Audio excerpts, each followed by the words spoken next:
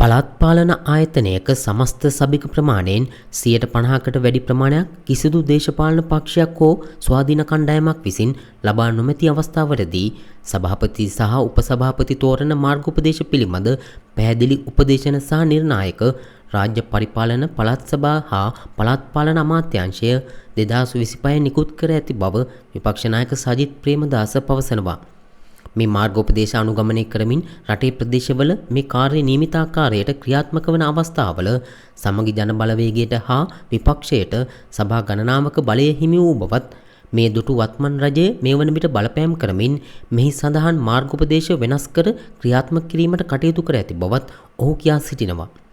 මේ මාර්ගෝපදේශවල 7 වෙනි පිටුවේ රහස් ඡන්දයක් හෝ විවෘත ඡන්දයක් පැවැත්වීම ගැන මත විමසන ආකාරයේ සඳහන් බව විපක්ෂ නායකවරයා කියා සිටියා.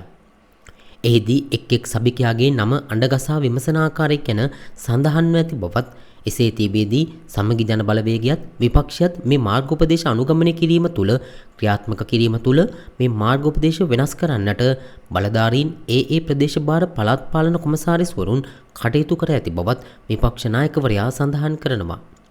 එක් ප්‍රදේශයක විවෘත ඡන්දයත් තවත් ප්‍රදේශයක රහස් ඡන්දයත් පැවැත්වීම නිසා මූලික අයිතිවාසිකම් උල්ලංඝනය වී ඇති බවත් මේ ප්‍රජාතන්ත්‍ර විරෝධී ක්‍රියාවට එරෙහිව ගත යුතු සියලුම පියවර ගන්නා බවත් විපක්ෂ නායක සජිත් ප්‍රේමදාස පවසනවා.